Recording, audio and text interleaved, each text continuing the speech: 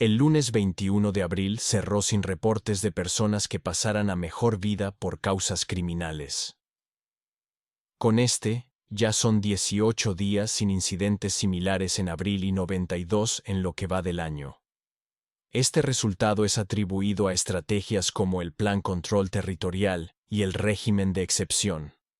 Desde su implementación, más de 85.000 colaboradores de estructuras criminales han sido detenidos por distintos delitos.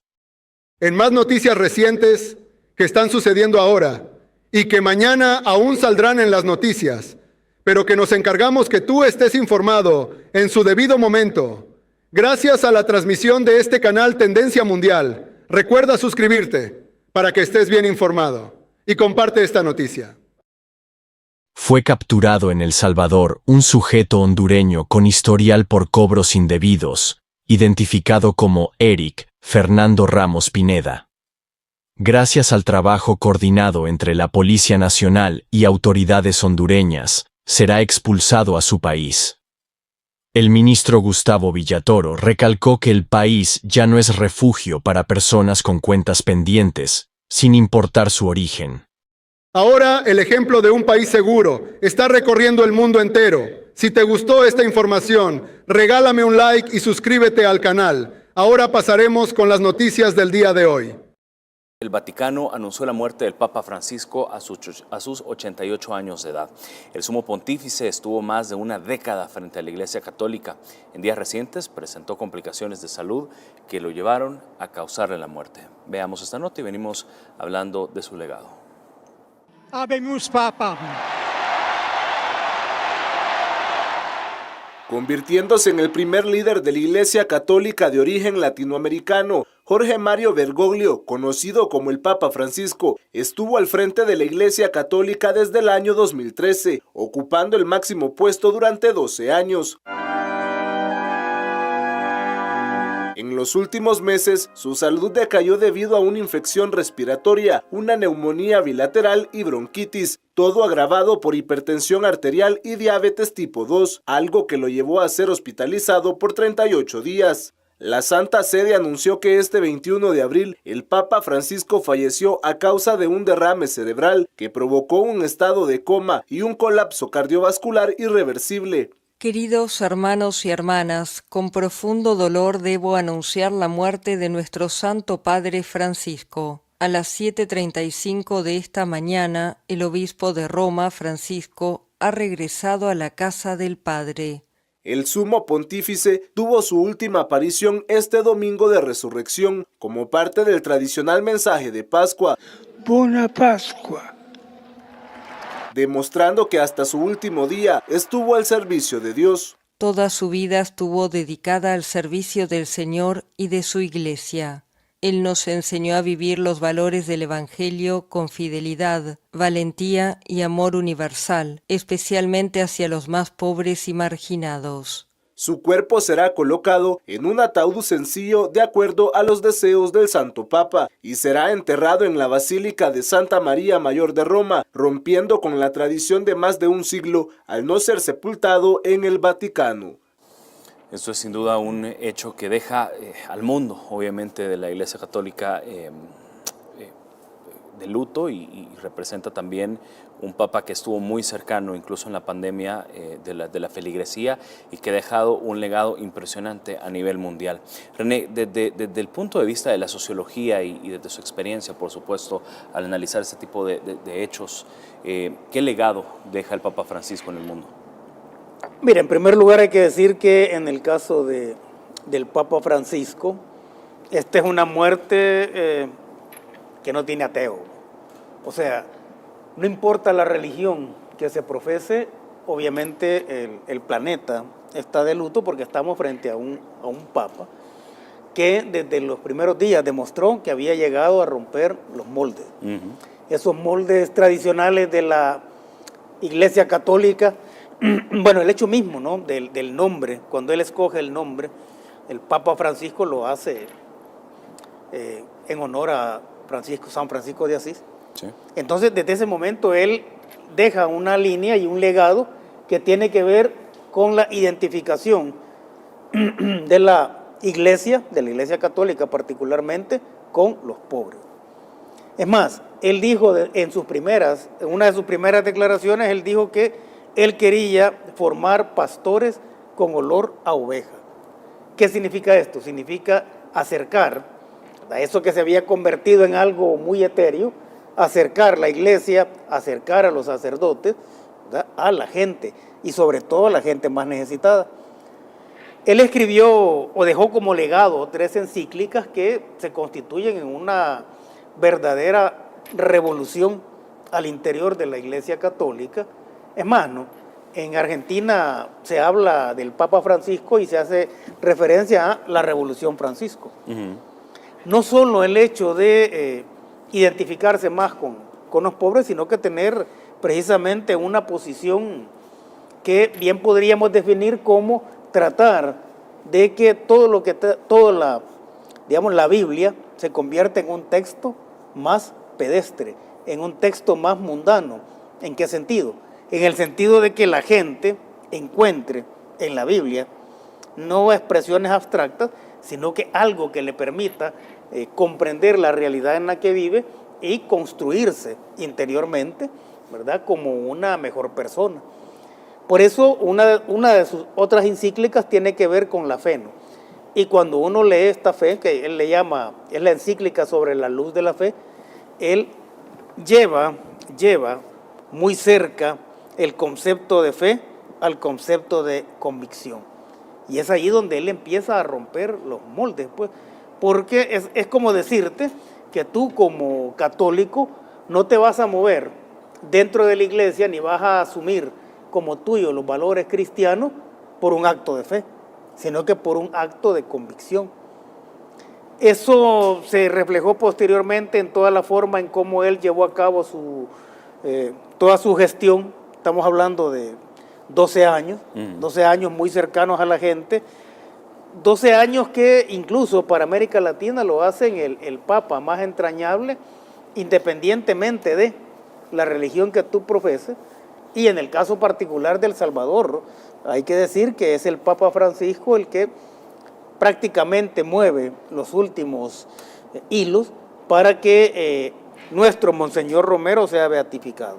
Entonces hay una línea, y si uno lee al Papa Francisco y lee a Monseñor Romero, hay una línea muy cercana en términos de esa visión que se tenía de los pobres como realmente los herederos del paraíso terrenal aquí en la tierra, ¿ya? Ese es el punto. Y además hay que decir que se metió con temas controversiales que estaban dañando la imagen de la Iglesia Católica.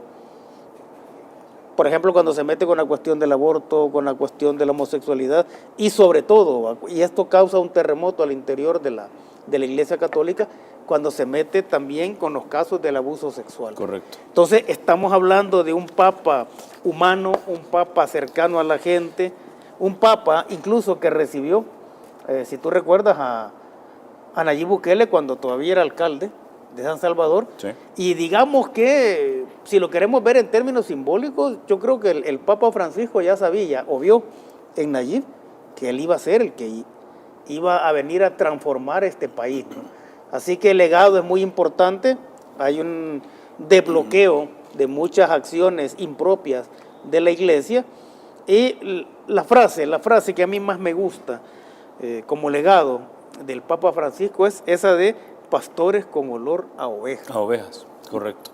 Mauricio, hay mucha gente y analistas a la hora de poner este tema sobre la mesa que hablan que la Iglesia Católica tuvo un antes y un después con la llegada del Papa Francisco. Evidentemente la Iglesia Católica, por su naturaleza, sus tradiciones, que han sido, digamos, hasta cierto punto bastante cerradas, se vio en el Papa Francisco una apertura, es decir, como se dice por ahí, vino a romper el molde, vino a romper paradigmas. A pensar fuera de la caja, como dicen, ¿no? Correcto. Entonces, cada papa que llega y se va, obviamente deja un legado. Conocimos al Papa Viajero, el Papa de la Sonrisa, pero el Papa Francisco creo que va a ser recordado por el hecho de haber aperturado la Iglesia al mundo. Es decir, la tradición de la iglesia no permitía, y eso se puede evidenciar en los números.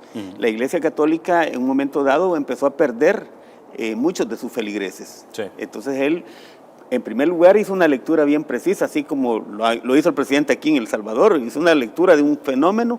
Igual el Papa Francisco como dijo, que se estuvieran enlazados, ¿no? correcto, dijo, bueno, tenemos un problema y la gente se nos está yendo. Y enfocó su esfuerzo en la juventud. Él le enfocó mucho su esfuerzo en atraer a la juventud, que es la población mayoritaria a nivel mundial. Y lo ha logrado, lo logró, digamos así, en el sentido de que con diferentes políticas o estrategias dentro de la iglesia, hizo pues que la juventud volcara sus ojos hacia la iglesia católica. No quiero deslegitimar con esto de que las demás profesiones religiosas no sean importantes, pero como estamos refiriéndonos al legado del Papa Francisco, creo que es uno de los elementos importantes. Otra cosa que resultaría interesante es ver las estadísticas de cuando él llega a la iglesia como Papa y cómo queda la iglesia hoy día. Sí. Hay temas controversiales, obviamente, que él tuvo que tomar, digamos, como dicen, el toro por los cuernos, al tocar, como decía René, el tema del aborto, el tema de las comunidades LGBTI, que también él tuvo un posicionamiento al respecto, y como todo ser humano dijo, yo no soy un juez, pues no lo voy a juzgar por su O del acción. tema también del acoso a la niñez o al abuso sexual a la niñez. Bueno, de hecho, él se encargó de aperturar, de abrir y dar seguimiento a muchos casos que se dieron dentro de la iglesia también. Correcto. Precisamente eso permitió llevar ante las autoridades a muchos pedófilos, sacerdotes pedófilos que habrían cometido de ese tipo de situaciones contra la niñez. Estamos viendo ahí imágenes. De hecho, el Papa Francisco fue el primer pontífice no europeo en casi 1300 años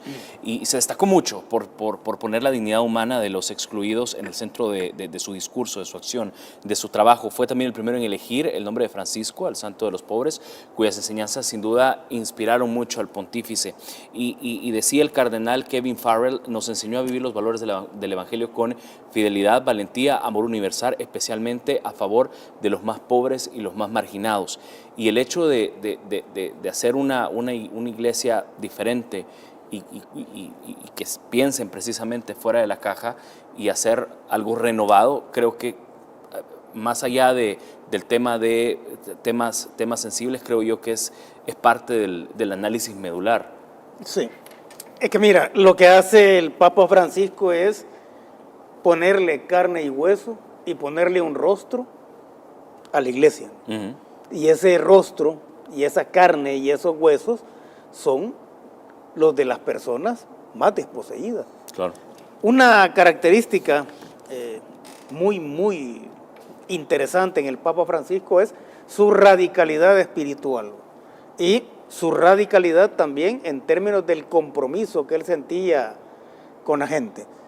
O sea, no solo estamos hablando de un papa que se encargaba de escribir encíclicas o de dar sermones o hacer reflexiones en torno a la necesidad de la espiritualidad, sino que esta espiritualidad, decía el Papa Francisco, tiene que ver y está sobre todo habitando en el corazón de los pobres. Claro. ¿Y dónde están esos pobres? Y él hablaba mucho de la periferia, pues. Y era una persona tan comprometida y tan integral, era un ser humano realmente hermoso, hay que decirlo en esos términos, ¿verdad? Y él era tan comprometido que hasta el último día de su vida, él ejerció su labor como papa, en primer lugar. Y en segundo lugar, ¿verdad? Y me imagino que haciendo un puño el corazón, él no volvió. Ya siendo papa no volvió a visitar Argentina. Y él obviamente amaba muchísimo a su pueblo, pero el Papa Francisco decía que no viajaba a Argentina para no ser utilizado como un instrumento político. Claro. Él estaba sobre los instrumentos políticos. Y es por eso que el legado es particularmente interesante y sobre todo es particularmente pertinente para los latinoamericanos, ¿no? Que habíamos tenido en la iglesia una especie de institución muy abstracta, ¿verdad? Y él viene y hace que la Biblia, los preceptos religiosos, etcétera, pongan los pies en la tierra y empiecen a caminar junto a los pobres, que es precisamente lo que hacía Monseñor Romero. Claro, con eso quiero concluir con su análisis, Mauricio. Tomando en cuenta la historia y este cambio de paradigma que tuvo la Iglesia con el liderazgo del Papa Francisco, ¿qué se puede venir? Bueno, hay que esperar, en primer lugar, decir de que, aparte de que la Iglesia Católica ha perdido a su jerarca, ¿verdad? Es una pérdida grande para América Latina porque era el primer papa latinoamericano y sobre todo un papa argentino. Pues entonces, ¿qué se puede venir? Yo lo que creo y que la Iglesia debe manejar, respetar ese legado que el Papa hizo. Es decir, él llegó a reformar prácticamente la tradición ortodoxa de la Iglesia Católica y hasta convertirla, como dijo alguien por ahí, el Evangelio práctico, no un evangelio de escritorio, como se salió de la caja, pensó fuera de la caja y sobre todo se identificó plenamente con los sectores más desposeídos del planeta. Cuando el Papa, yo lo relaciono por su naturaleza, su formación de sacerdote jesuita, yo lo relaciono en gran medida con Monseñor Romero, que lamentablemente aquí en nuestro país, la figura de San Romero de América, que ya está beatificado, fue prácticamente utilizada utilizada por sectores de izquierda que lo asumen como una figura de ellos. Sí.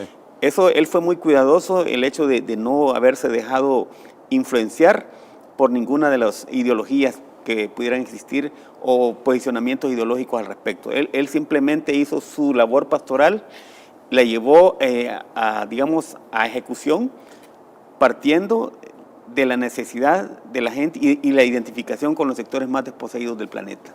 El presidente Nayib Bukele propuso un canje humanitario a Nicolás Maduro, le ofreció a los criminales miembros del Tren de Aragua, que fueron deportados por Estados Unidos al CECOT, a cambio de liberar 252 presos políticos de diferentes nacionalidades que se encuentran en Venezuela.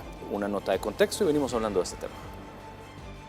El presidente Nayib Bukele respondió a los cuestionamientos realizados por Nicolás Maduro tras la detención y deportación de 252 peligrosos criminales venezolanos vinculados al Tren de Aragua. En redes sociales, el mandatario salvadoreño dijo: «Señor Nicolás Maduro, usted ha dicho en numerosas ocasiones que quiere a los venezolanos de regreso y en libertad. A diferencia de usted, que tiene presos políticos, nosotros no tenemos presos políticos. Todos los venezolanos que tenemos bajo custodia fueron detenidos en el marco de una operación contra pandillas como el Tren de Aragua en Estados Unidos. A diferencia de nuestros detenidos, muchos de los cuales han asesinado, otros han cometido violaciones y algunos incluso habían sido arrestados en múltiples ocasiones antes de ser deportados, sus presos políticos no han cometido ningún delito. La única razón por la que están encarcelados es por haberse opuesto a usted y a sus fraudes electorales». Por ello, el presidente Bukele propone un acuerdo humanitario que contemple la repatriación del 100% de los 252 venezolanos que fueron deportados, a cambio de la liberación y entrega de un número idéntico, es decir, 252 de los miles de presos políticos que mantiene ese país. En su publicación, el mandatario salvadoreño mencionó algunos de los detenidos ilegalmente por el régimen de Venezuela, entre ellos Rafael Tudares, yerno de Edmundo González, el periodista Roland Carreño, la abogada y activista Rocío San Miguel, la señora Corina Parisca de Machado, madre de María Corina Machado, a quien amedrentan a diario y le sabotean el acceso a servicios básicos como la luz y el agua, así como los 4 dirigentes políticos asilados en la Embajada de Argentina y otros venezolanos presos políticos. También se incluirán los casi 50 ciudadanos detenidos de otras nacionalidades: estadounidense, alemana, dominicana, argentina, boliviana, israelí, chilena, colombiana, ecuatoriana, española, francesa, guyanesa, neerlandesa, iraní, italiana, libanesa, mexicana, peruana, puertorriqueña, ucraniana, uruguaya, portuguesa y checa. El líder salvadoreño confirmó que la Cancillería enviará la correspondencia formal a Nicolás Maduro y cerró en su publicación diciendo: «Dios bendiga al pueblo de Venezuela». Eduardo Trujillo, Noticiero El Salvador. Y vamos con el análisis rápidamente. René, ¿qué lectura podemos hacer de esta postura del presidente frente, por supuesto, a Nicolás Maduro? Una palabra. Adelante. Jaque. Ahí pone en jaque el discurso de Nicolás Maduro, que al principio fue un discurso incendiario, hablaba de venir a rescatar a los encarcelados injustamente, según el discurso de Maduro, que estaba dispuesto a hacer todo con tal de liberarlo. Entonces, con esa propuesta del presidente Nayib Bukele, le pone en jaque la narrativa a Nicolás Maduro. Pone en jaque también la narrativa y todas las banderas de lucha que han levantado acá en El Salvador los opositores, ¿verdad?, en torno a estos que están depositados en el SECOT, ¿verdad? Pero su proceso es en los Estados Unidos, pues. Sí. Toda la parte procesal que tiene que ver con el caso particular de cada uno de ellos, eso lo vas a resolver en Estados Unidos. Sin embargo, se le pone jaque también a la narrativa de los opositores, porque se les dice, bueno, Nicolás Maduro dice que está dispuesto a hacer todo con tal de recuperar a estas personas, entonces aquí está la propuesta. Intercambiamos estos 252 presos por los presos políticos que tiene Nicolás Maduro. Y el jaque mate viene precisamente de la movida que hace el propio Nicolás Maduro con la respuesta que le da al presidente Nayib Bukele. Y es que lo deja sin palabras. Si tú has afirmado públicamente y beligerantemente que estás dispuesto a todo, con tal de rescatar, es la palabra que ha usado, ¿no?, de rescatar a estos presos, y te hacen una propuesta de esta naturaleza, que no está mediada por acciones militares ni nada por el estilo, sino que es una simple cuestión humanitaria, si lo queremos ver en esos términos, entonces ahí te cortan cualquier tipo de respuesta. Entonces ya no podría, al menos dentro de lo que es la ética política, Nicolás Maduro seguir abogando por estos presos si él se ha negado a esa propuesta del presidente Nayib Bukele. Entonces, te decía, en una frase, ¿qué significó eso? Jaque. A Nicolás Maduro y a la narrativa de los opositores en El Salvador. Mauricio. Bueno, hay varias cosas que ahora tienen sentido y justamente el presidente ha sabido manejar muy bien las cartas en el sentido de que a nivel geopolítico esto se ha convertido ya en una ofensiva diplomática en contra de El Salvador. Hay que decirlo de esta manera. Y acá los opositores locales, los criollos, ahí andan hablando del tema, pero tenemos allá a un congresista, a un senador norteamericano que vino recientemente, Vin Holling creo que es. Luego tenemos el pronunciamiento de Nicolás Maduro.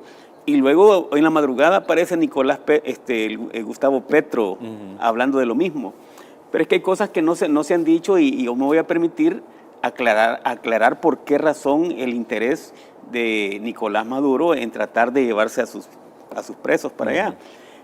De todos es conocido que son miembros del Tren de Aragua, y el Tren de Aragua es un grupo terrorista que nace en la cárcel de Tocorón.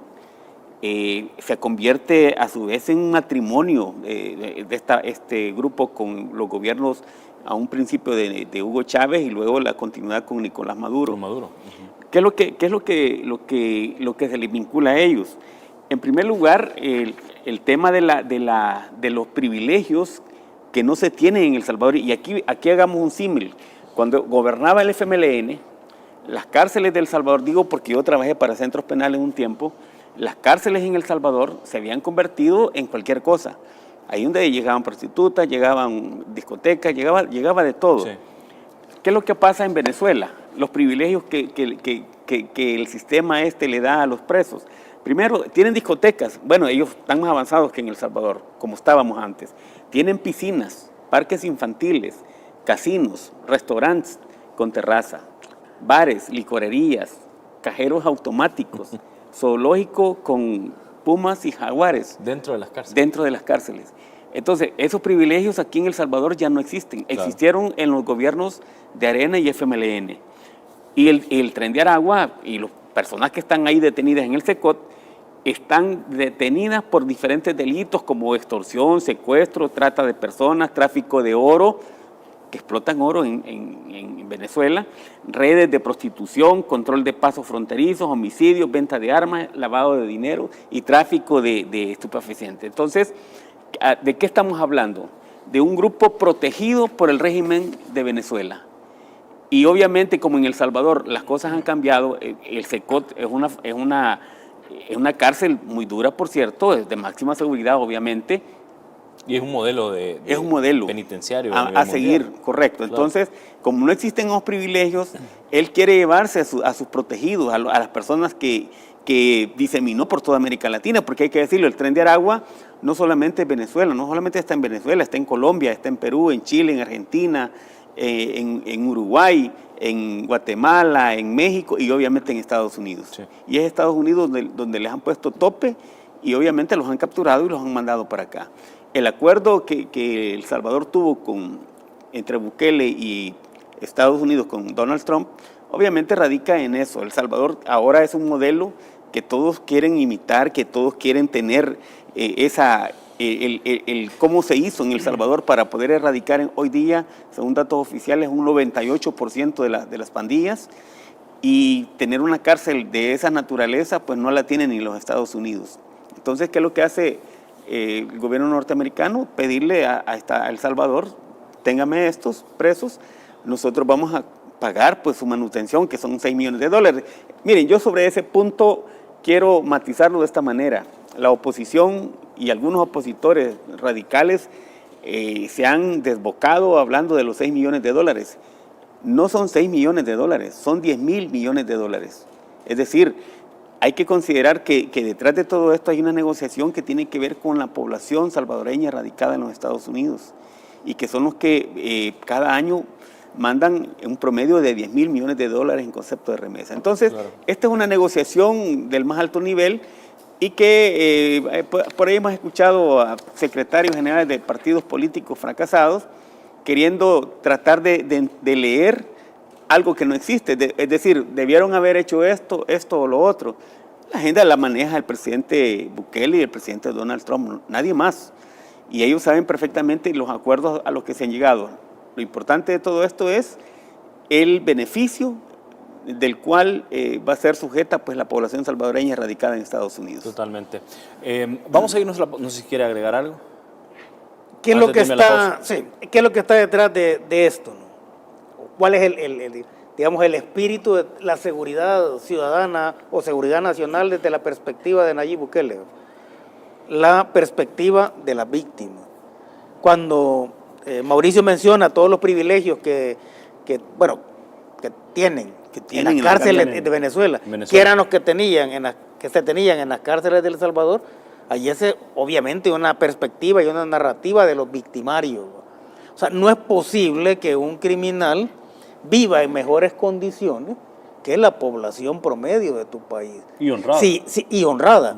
Si eso sucede, significa que la ecuación crimen y castigo está funcionando mal y que el concepto de justicia está totalmente pervertido, ¿no? Y derechos humanos. En el caso de los derechos humanos, estamos viendo, con Nayib Bukele hemos visto particularmente que no son un abstracto como tal, pero cuando tú los vas a ponderar, ahí tenés derechos humanos de las víctimas y los victimarios. Acá, El Salvador se ha decantado por defender los derechos de las víctimas. Así de sencillo. Así de simple, como dicen. Medios televisivos y, por supuesto, periódicos han retomado la propuesta hecha por el presidente Nayib Bukele a Nicolás Maduro. Ve esta nota. La cadena internacional Deutsche Welle destacó como titular: Bukele propone a Maduro liberar a opositores por migrantes, al referirse a la publicación hecha por el presidente Nayib Bukele sobre el acuerdo humanitario para la repatriación de delincuentes a cambio de quienes han sido detenidos por estar en contra de la ideología de Nicolás Maduro. The Times en español destaca en su reporte que el mandatario salvadoreño lanzó una propuesta contundente a Nicolás Maduro sobre repatriar a los 252 venezolanos vinculados al Tren de Aragua a cambio de liberar a los presos políticos. AP Noticias señaló en su portal web: presidente salvadoreño Bukele propone a Maduro canje de prisioneros por deportados venezolanos. Además, destacan que el mandatario enumeró varios familiares de figuras de oposición de Venezuela, periodistas y activistas detenidos por el gobierno de Maduro. Mientras que Revista Semana se refirió a este tema y publicó: Nayib Bukele arremete contra Nicolás Maduro y le propone acuerdo humanitario de venezolanos deportados por presos políticos. La agencia de noticias AFP también informó sobre la propuesta y destacan en su publicación que el presidente Bukele ofreció un intercambio de 252 venezolanos deportados por el país norteamericano por un número igual de presos políticos detenidos por Maduro. Quiero arrancar precisamente con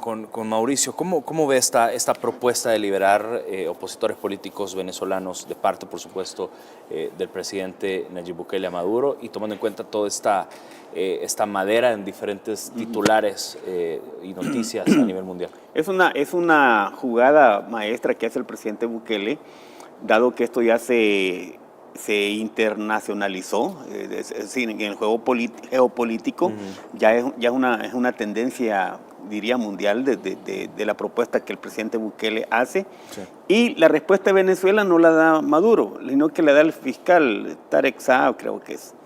¿Qué es lo que ocurre con esto? Prácticamente el presidente Bukele ha desnudado públicamente a Nicolás Maduro al afirmar, en primer lugar, El Salvador sí tiene esas 252 personas que, según los registros de investigación y del sistema judicial norteamericano, son personas que están vinculadas al Tren de Aragua, y el Tren de Aragua, como yo le dije anteriormente, es una organización terrorista internacional, claro, por una parte. Por la otra, es importante también destacar que, muy a pesar de que aquí hemos estado escuchando intervenciones de gente de los grupos opositores de este país, de la pseudo oposición, le llamo porque no tienen mayor asidero, hablar de presos políticos en El Salvador, o sea, de verdad no están como descontextualizados, y ponen como ejemplo al señor Eugenio Chicas, que realmente hay que saber definir qué es un preso político. Es una persona que está detenida por sus convicciones, por sus ideologías. No por corrupto. No por corrupto, y eso es lo que pasa en El Salvador. Como Eugenio Chicas, hay otros también que, bueno, algunos se han ido a vivir a Estados Unidos. Me imagino que ya la justicia norteamericana también, la inteligencia ya los tiene ubicados. Otros están en México, en Guatemala, en Nicaragua, en Cuba. La mayoría. En Cuba y Venezuela. Entonces, ¿qué es lo que ocurre? Que aquí prácticamente el presidente ha dicho, aquí no tenemos presos políticos, aquí hay delincuentes comunes, y los 252 que nos llegaron de Venezuela, del Tren de Aragua, son personas directamente vinculadas a una organización que es tan fuerte y que logró tanto poder en 10 años, más que las narcoguerrillas colombianas, sí, más que los agrupamientos de Brasil, de las favelas. El Tren de Aragua se convirtió pues en una tendencia criminal a nivel latinoamericano. Entonces, queda claro de que aquí lo que queda evidenciado es que el presidente Bukele ha demostrado una vez más, y lo tengo que decir públicamente, la habilidad en el manejo de estos temas. Nicolás Maduro, obviamente él tiene un discurso incendiario, pero lamentablemente ya en estas ligas se ve como un gatito tratando de defender cosas que son indefendibles. Ahora bien, me gustaría también analizar, René, el tema del silencio que también de Nicolás Maduro también dejó un mensaje. Sí. Mira, es la primera vez que el perdedor convierte un jaque en su contra en un jaque mate. El silencio de Maduro es convertir, él mismo convirtió el jaque que le puso el presidente en un jaque mate. La respuesta que dieron, que fue una respuesta, digamos, no institucional, porque no la da Nicolás Maduro, y es él el que había estado abogando más fervientemente por la liberación de estos presos en El Salvador, ¿verdad? Él se queda callado porque simple y sencillamente se puso jaque mate él solo. Pues acá estamos hablando de una jugada muy, muy pensada, estamos hablando de la destrucción de las narrativas, porque se había tomado como una narrativa en contra del Salvador, no solo en contra del presidente Nayib Bukele, ¿no?, sino que en contra de El Salvador, una narrativa para tratar de destruir todo tipo de acciones que el gobierno está impulsando para mejorar las condiciones de vida y para ampliar el concepto de soberanía más allá del territorio, ¿no? Y es que la soberanía no solo radica en el territorio, sino que radica en las personas. Entonces, todas estas negociaciones y estos acuerdos que el presidente Nayib Bukele firmó con Donald Trump, ¿verdad?, forman parte precisamente de esa soberanía que está radicando también en los salvadoreños que viven en los Estados Unidos, ¿verdad? Porque, como te digo, la soberanía no solo es territorio, la soberanía radica también en las personas. Y allá en los Estados Unidos resulta que tenemos alrededor de un 33% de soberanía, porque hay alrededor de, según algunas cuentas, de 3 millones de salvadoreños viviendo allá. Entonces estás ampliando el concepto de soberanía, la narrativa incendiaria, y en el caso de Maduro yo creo que esa narrativa incendiaria tiene dos motivaciones, ¿no? Una es tratar de levantar su imagen al interior de Venezuela, ¿verdad?, para que los venezolanos crean que tienen un presidente que aboga por todos sus compatriotas, y la otra es tirarle otro salvavidas a los opositores. Pero pues. ahora bien, está abogando por criminales. Lo que pasa es de que Yo creo que eso también, hay una a la hora cuestión. del análisis, vale Hay la una pena cuestión. ponerlo sobre la mesa. Sí, es que hay una cuestión. ¿Por qué se le dio mucha importancia a los derechos humanos de los victimarios, ¿no? Porque era necesario, desde una perspectiva política bastante perversa, mantener a los países sometidos por el miedo y la criminalidad. Porque este miedo y criminalidad que somete a un pueblo, ¿verdad?, está afincada también sobre la impunidad. Eso es lo que teníamos en El Salvador, ¿no? O sea, ¿por qué se proliferaron tanto las pandillas? Porque tenían una función no solo política, sino que social, cultural y económica también. Entonces, cuando tú empiezas, en el caso del Tren de Aragua, ¿no?, a convertirle en una organización transnacional, es porque tú quieres generar ese mismo tipo de condiciones en los otros países, y lo que estás haciendo es reivindicando o levantando la bandera de los victimarios. Es que ese es el punto, ¿no? Entonces acá se aboga por criminales, ¿verdad? Y eso no nos debe extrañar a nosotros los salvadoreños en particular, porque lo que vemos de parte de los opositores es precisamente eso, pues. Si cuando se habla o cuando se cuestiona, digamos, al presidente Nayib Bukele, tildándolo de violador de los derechos humanos, allí ellos están borrando o están negando toda la violación a los derechos humanos de las víctimas, de los millones de víctimas en El Salvador. Cuando se dice, y hace poco escuché que, creo que fue el arzobispo, ¿no?, que dijo que no quería que El Salvador, el país, se convirtiera en una cárcel internacional, en una cárcel muy grande. El Salvador, el territorio completo de El Salvador, había sido convertida en una cárcel para todas las víctimas, para todas las personas honradas, durante esos 30 años de la era de la gran delincuencia, que no por casualidad coinciden con los 30 años del bipartidismo, pues. Es que era una cárcel. Acá se violaban los derechos humanos de las víctimas. Eso de ver, oír y callar, ¿qué significa? Obviamente es una violación a la libertad de expresión, a la libertad de la denuncia, a la libertad que tienen todos los seres humanos para progresar, ¿verdad? Entonces, que no nos extrañe que se abogue por criminales, y que no nos extrañe al final también que mucha de esa narrativa incendiaria al final sea una narrativa hueca, pues. Claro. Porque ahí le puso el presidente Bukele, le dijo, vaya, usted dice que está dispuesto a hacer todo, bien, Démosle. acá estaba, cambiemos. Y entonces ese jaque él mismo lo convierte en un jaque mate. Ahora bien, el silencio, que era precisamente la pregunta que yo le estaba haciendo a René, el silencio creo que también manda un mensaje. El que calla otorga, y en este caso Maduro obviamente ha rehuido al debate público con el presidente Bukele, es decir, el presidente Bukele... Al debate mundial. Sí. Le pone la cascarita y él dice, mejor que hable el fiscal, vea. A sabiendas de que Nicolás Maduro lo que tiene es, como dijimos anteriormente, un discurso incendiario, pero vacío, estéril, que realmente solamente es grito, matonería y gritos. Eso es lo que su discurso es. Si uno lo logra medir, realmente a eso llega, a ofender, a amenazar, etcétera.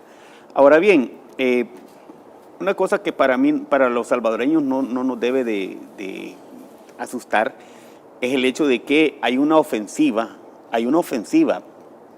planificada, primero por la gente del Partido Demócrata de los Estados Unidos, Y hay que decir que el Partido Demócrata de los Estados Unidos, aunándolo a esto, están relacionados con la Internacional Socialista, con miembros del Partido Comunista Internacional, y evidentemente eso lo pudimos evidenciar recientemente con aquello del pueblo unido jamás será vencido. ¿Cuándo se había visto eso en Estados Unidos? 1. 2.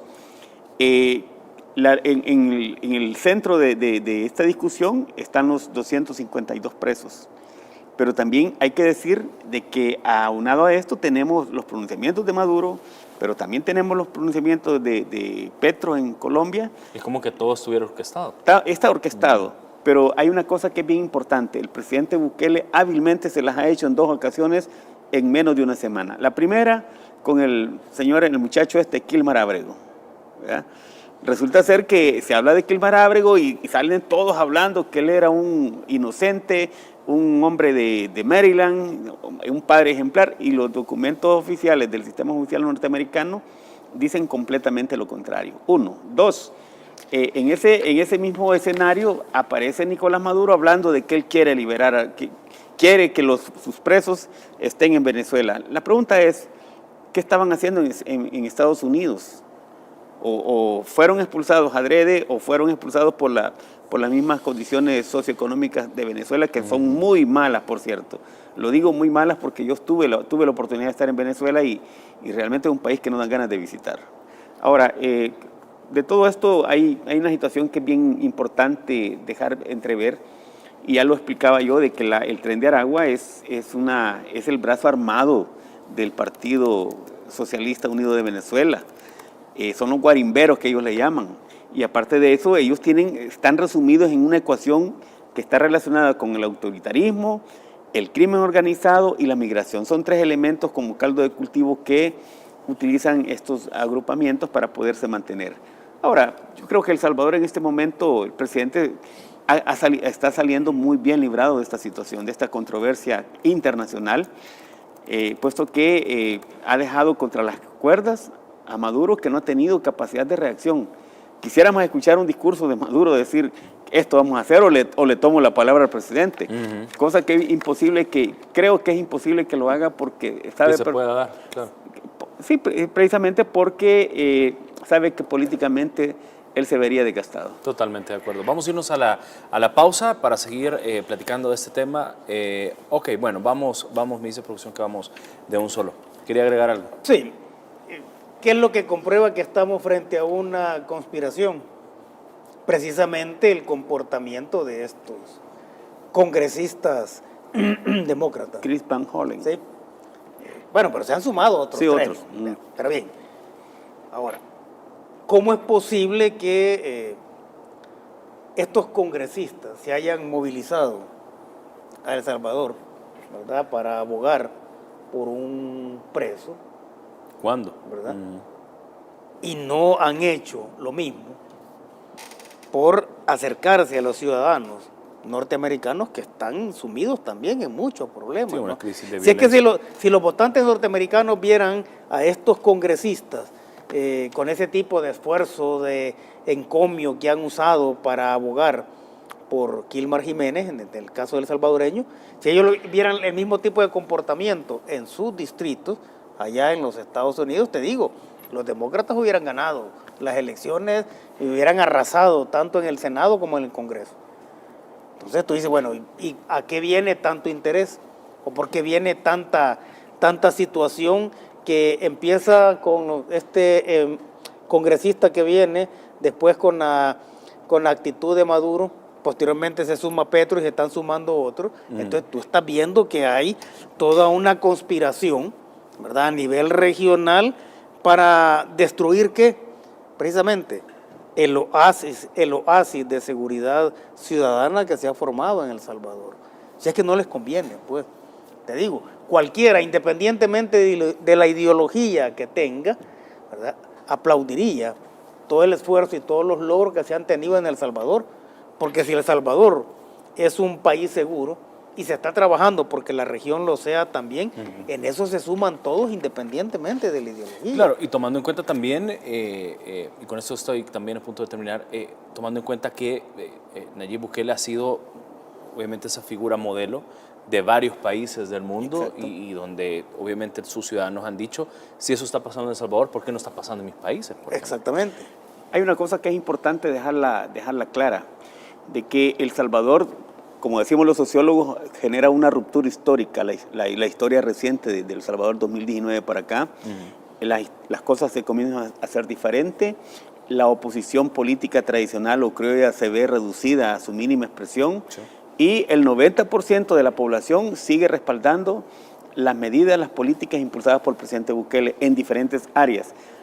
La oposición dice que solo se habla de seguridad, no, pero veamos hoy en las vacaciones. Turismo, Sí, claro, si es que eso estaba a reventar. Bueno, yo particularmente no voy en esos días porque realmente es un poco incómodo, pero viendo las escenas, yo creo, aunque no tenemos datos oficiales, que los 3.9 millones de veraneantes del 2024 fácilmente fueron rebasados hoy en el 2025. Entonces, a partir de todo ese análisis, podemos decir de que El Salvador en este momento está caminando por la vía donde debe caminar.